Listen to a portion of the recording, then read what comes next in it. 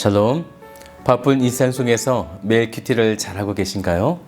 말씀을 삶의 중심으로 세우고 시작하는 오늘, 하나님의 놀라운 이끄심이 여러분에게 일어나리라 믿습니다. 오늘 말씀은 역대상 9장 말씀 되겠습니다. 제9장. 온 이스라엘이 그 계보대로 계수되어 그들은 이스라엘 왕조실록에 기록되니라.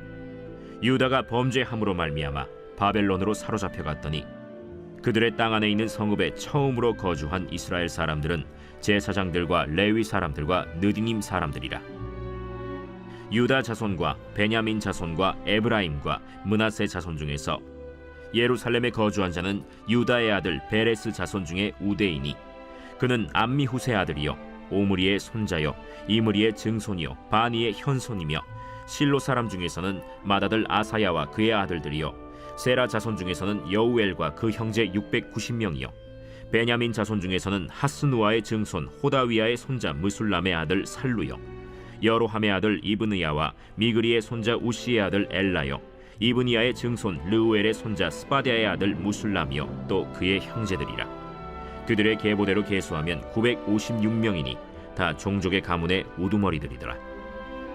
제사장 중에서는 여다야와 여호야립과 야긴과 하나님의 성전을 맡은 자 아사랴이니 그는 힐기야의 아들이요 무술람의 손자요 사독의 증손이요 무라요의 현손이요 아히두베의 오대손이며 또 아다야이니 그는 여로함의 아들이요 바스훌의 손자요 말기야의 증손이며 또 마세니 그는 아디엘의 아들이요 야세라의 손자요 무술람의 증손이요 무실레밋의 현손이요 임멜의 오대손이며 또 그의 형제들이니 종족의 가문의 우두머리라. 하나님의 성전의 임무를 수행할 힘 있는 자는 모두 1760명이더라. 레위 사람 중에서는 무라리 자손 스마야이니 그는 핫수베의 아들이요 아스리감의 손자요 하사베아의 증손이며 또 박박갈과 헤레스와 갈랄과 마따냐이니 그는 미가의 아들이요 시그리의 손자요 아삽의 증손이며 또 오바디아이니 그는 스마야의 아들이요 갈랄의 손자요 여두둔의 증손이며 또 베레기아이니 그는 아사의 아들이요 엘가나의 손자라. 느도바 사람의 마을에 거주하였더라. 문지기는 살룸과 악굽과 달몬과 아히만과 그의 형제들이니 살룸은 그 우두머리라.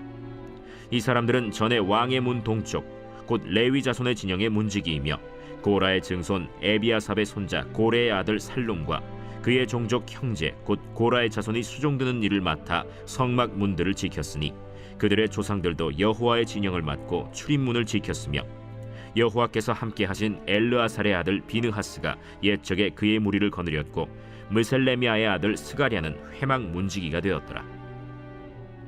택함을 입어 문지기 된 자가 모두 212명이니 이는 그들의 마을에서 그들의 계보대로 계수된 자요 다윗과 선견자 사무엘이 전에 세워서 이 직분을 맡긴 자라.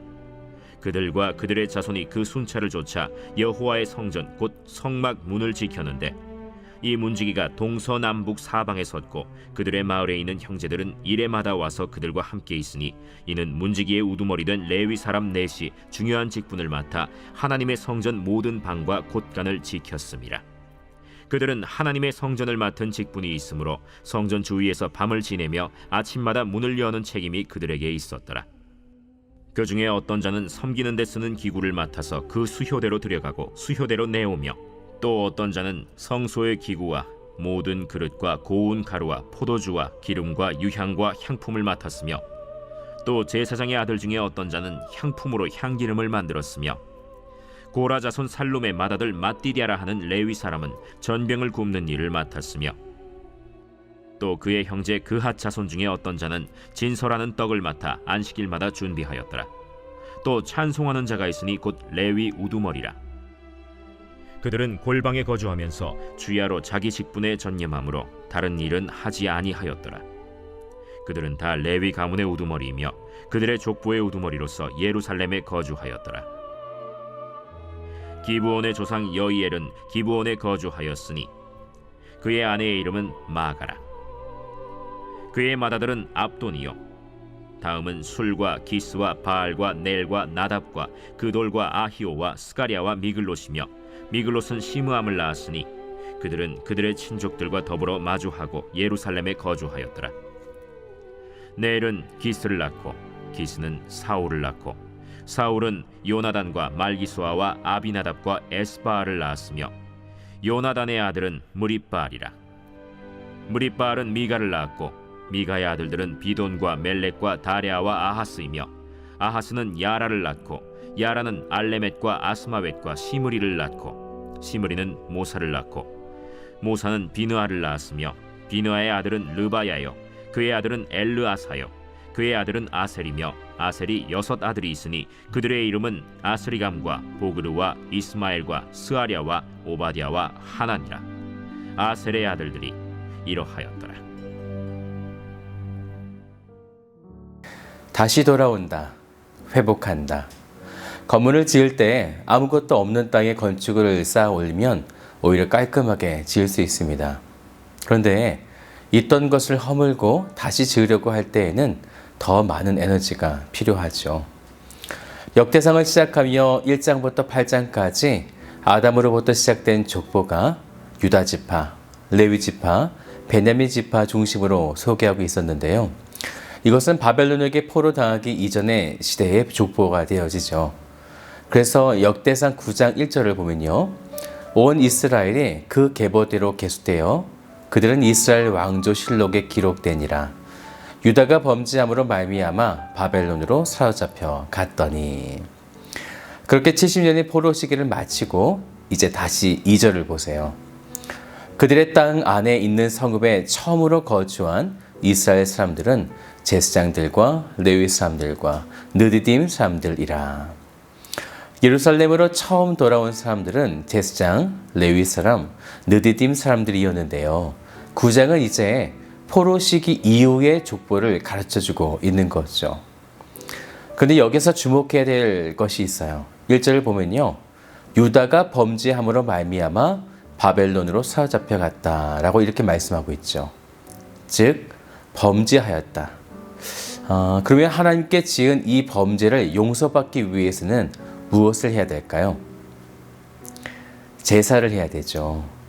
그래서 처음 예루살렘에 도착한 사람들은 2절에서 보았던 것처럼 이 제사를 담당하는 제사장, 레위 사람, 그리고 성전에서 수종을 드는 느디딤 사람들이었다라는 것입니다. 역대기에서 보여주는 이 족보의 흐름이 지금 보이십니까? 결국에는 하나님이 회복해 하시는데 누구를 통해서 회복해 하실 것인가? 이것을 보여주고 있는 거죠. 유다가 범죄하여 멸망을 당하게 되었는데 제사장과 레위 사람을 통해 제사를 하나님께 드리면서 회복한다.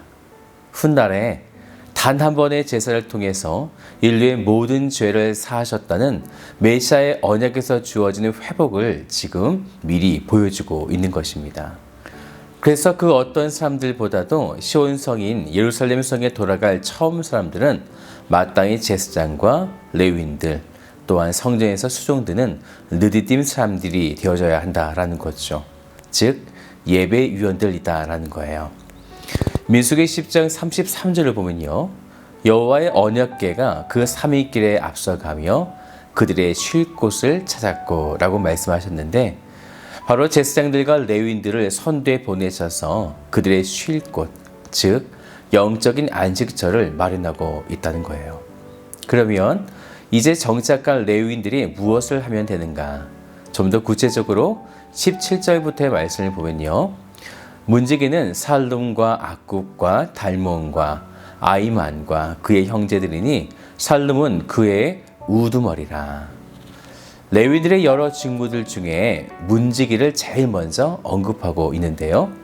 17절부터 27절 안에는 문지기와 지킨다라는 말이 여러 번 강조되어 있어요.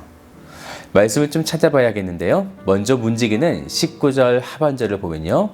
여호와의 진영을 막고 출입문을 지켰으며 그리고 그 다음 20절에는 아론이 이어 대제사장이 된 엘르아살의 아들 비느아스가 옛적에 그의 무리를 거느렸고 즉 문지기의 총책임자가 되었다라는 거죠. 그리고 22절도요. 택함을 입어 문지기가 되었고 23절부터 24절도 보면요. 여호와의 성전 곧 회막문을 지켰는데 이 문지기가 동서남북에 섰고 또 26절에도 하나님의 성전 모든 방과 또는 곳을 지켰다 이렇게 말씀하죠. 27절도 보니까요. 성전 주위에서 밤을 지내며 아침마다 문을 여는 책임이 그들에게 있었다라는 것입니다. 문직의 중요성이 보이십니까? 이때가 1차 귀환을 하고 성전을 다 짓고 난 그때, 참 그때까지 사마리아인들의 방해와 공격하는 일들로 인해서 이렇게 성전을 지킨다라고 하는 것은 굉장히 중요한 일이었다라는 거예요. 그 성전을 이 문지기가 지켰다는 거죠. 성전을 지키고 이스라엘 백성들을 지킨다. 그것은 육적으로도 지키지만 영적으로도 그들을 지켜 다시 범죄하지 않도록 악한 대적에게 넘어가지 않도록 지키신다. 그래서 가장 먼저 레위인들을 보내시고 지키게 하신 것입니다. 그러면서 28절에는요. 문지기 이후에 다른 레위인들이 감당해야 하는 유향과 향품을 맡은 자, 어떤 자는 향품으로 기름을 만든 자, 전병을 굽는 자, 떡을 준비하는 자, 여호와 하나님을 찬양하는 자. 결국 레위인들의 이러한 일들은 하나님께 제사, 예비하는 자들이라는 것이에요. 이것이 포로 생활을 마치고 가장 먼저 예루살렘으로 돌아온 자, 회복된 자들이 해야 될 일이었던 것이에요. 이것은 곧 예배의 회복을 말하고 있는 거죠. 폐허가 예루살렘에 돌아왔다면 우리 생각에는 해야 될 일들이 너무나 많죠. 예루살렘 성도 쌓아야 하고 논밭에 곡식도 경작해야 하고 집도 지어야 하고 너무나 분주한 그때에 제사장과 레위인들과 느디딤 사람들을 통해 먼저 예배케 하셨다라는 것입니다. 이것이 영적 질서입니다. 사업을 시작할 때에, 직장에 서로 취직할 때에, 학교를 들어갈 때에 무엇을 가장 먼저 해야 하는가? 예배로 시작하는 것입니다. 그것이 오늘 우리가 회복할 수 있는 유일한 길이고 또한 형통할 수 있는 길이 되어집니다. 사랑하는 여러분, 인생에서 가장 먼저 예배로 시작하시는 오늘 복된 하루 또한 여러분 인생 되시기를 주님의 이름으로 축복드립니다.